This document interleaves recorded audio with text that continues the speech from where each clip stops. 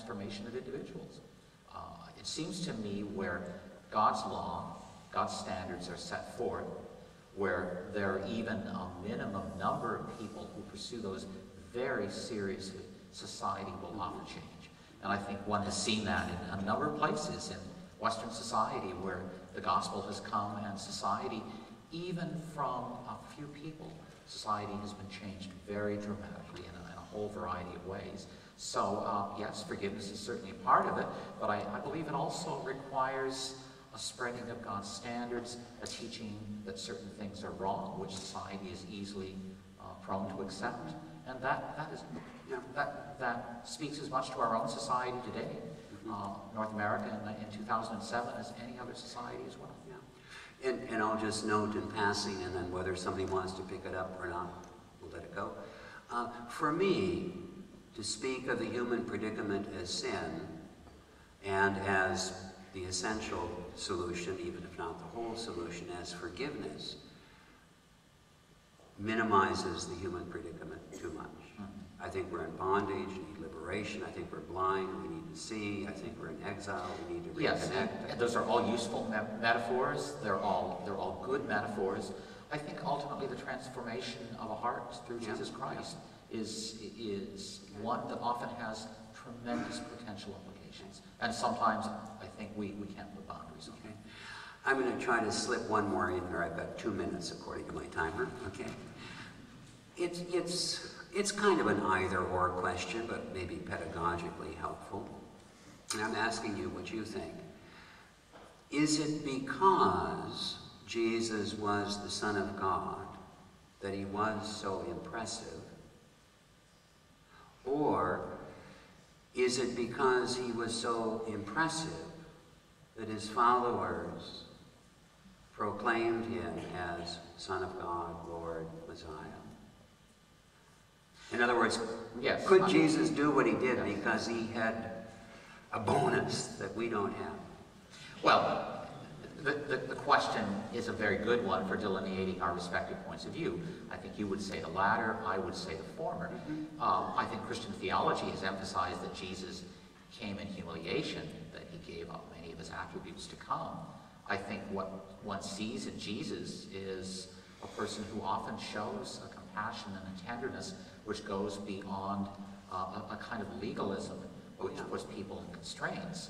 On the other hand, I think one sees evidences throughout Jesus' career that he performed supernatural acts as a testimony to the mission which he represented. So it's a question that probably separates us theologically. I think so. Was Jesus a supernatural figure? Did he come for the salvation of the world? Or was he an extraordinary man to whom one can give larger attributes? In other words, the Son of God, Lord, etc., refer to his ontological status, Yes. independently of human recognition, or is this language testimony from within the early Christian community to the significance? To the significance he had for... Yeah. What I find difficult with the latter view, and would be your view, is that it seems to me for 3 years Jesus' closest followers, the disciples, struggled with understanding who he was. They simply didn't have any concepts within their mental baggage to identify who this man was. And it was only after Jesus' resurrection that so many things that had been not clear became clear. And to me, that's the result of the resurrection, of something totally unexpected by his disciples, who far from enlarging this man and giving him supernatural attributes, were reluctant to understand who he was and what his mission was until after the resurrection. So that, to me, would be the explanation of the post-Easter faith. And with that, Dr. Ferngren, would you go ahead and begin your questioning? Okay, that's a good place to start, to pick up with your question. How do you explain the post-Easter faith? You make the distinction between the Jesus of history that we have to reconstruct in modern terms and the resurrection faith that came afterwards. What occasioned it? What produced it? And for the audience, my terminology is the pre-Easter Jesus, Jesus before his death, post-Easter Jesus, what he became after his death. Okay, to respond to your question, I think some of the followers of Jesus had experiences of him after his death. I take that very seriously. I think some of these experiences were visual, that is, visions, where they may very well have seen the form of Jesus. Visual experiences like this can even involve a sense of touch, of tactility. They're recorded in other traditions where a person will have an experience of a deceased master and there will be an embrace involved, and so it has tactility to it. I think some of these experiences were, like Paul's, an experience of a great light, but not a visual form other than the blinding light and a voice. I think auditions happen. I think some of these were experiences of the same presence that they had known. Who is cutting me out? Okay. I think some of these were experiences of the same presence that his followers had known in and around him during his lifetime, continuing to be experienced after his death. And then I would add just one thing more. I think these experiences had the quality of, to use a semi-technical term from 100 years ago, Rudolf Otto's term, the numinous. There was a sense of the sacred, the holy, so that these weren't just like Elvis sightings. There was something about these experiences that led to the exclamation, "My Lord and my God." So I think that's the experiential ground of the conviction that Jesus lives and is Lord.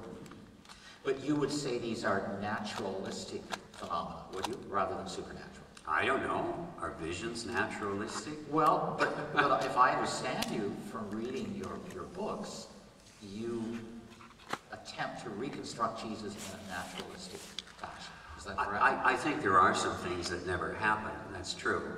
So I don't think there are divine interventions in the sense of certain kinds of events that are directly caused by God.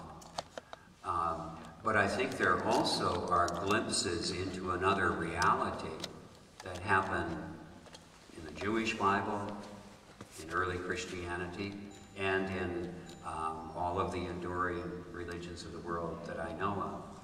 I don't think of those as divine interventions. I think of those as the veil being parted or something like that.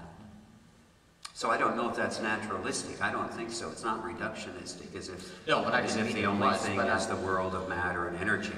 Well, you have stated, for example, that your belief in God is a belief in a naturalistic being. No, I've never said that. You've said that about me. Well, that you think of God then as something that goes beyond nature.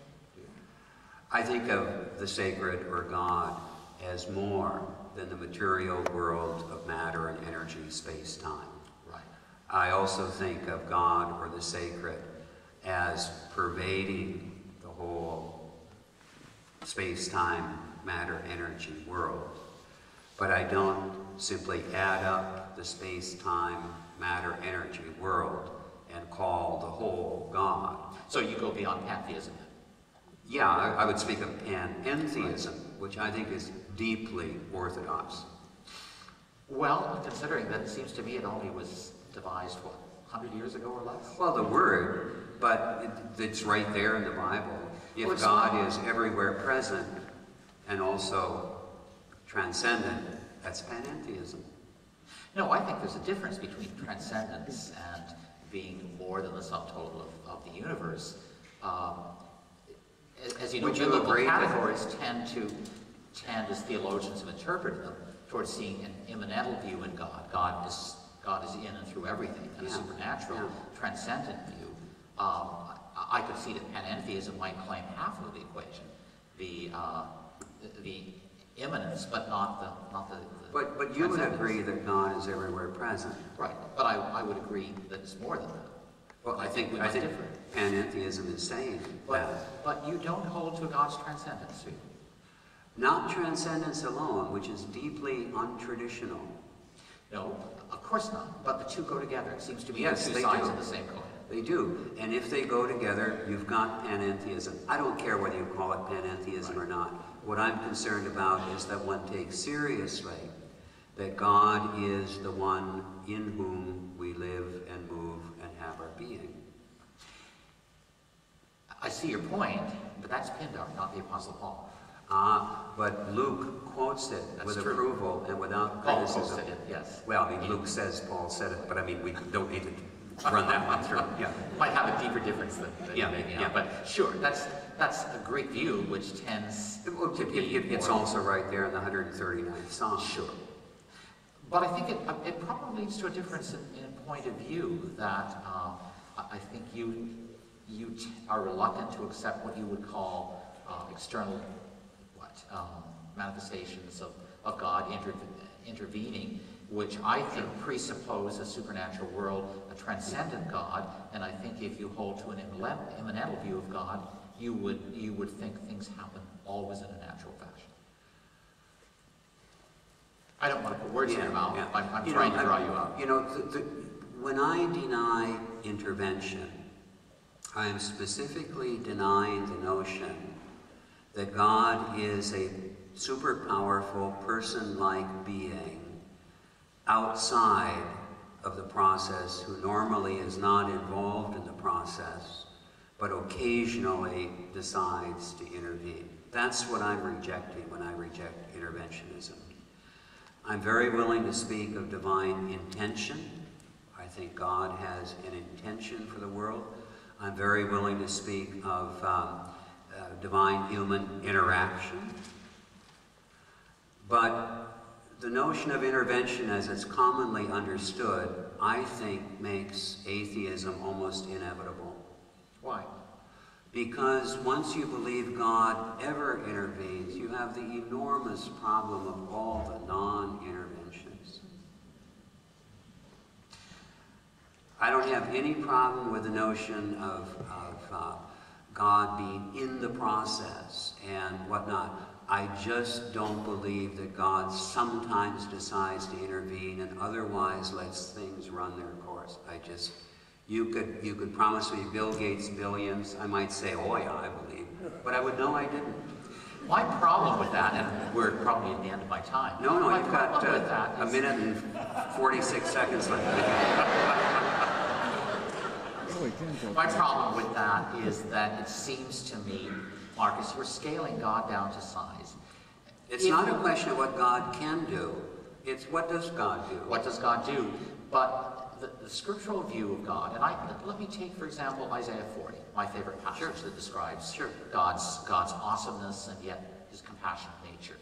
You have the whole God there. Mm-hmm. God is more than we can comprehend. Absolutely. And I believe your God is a little bit more suited to categories that you don't have the great problem of asking, why didn't God do this? Why did God do that? Because to the God of the Old Testament, I would say there are many questions that aren't answerable because God doesn't give us the answer. And that's the incomprehensibility of God's nature. And I would say to claim to know that God intervenes claims to know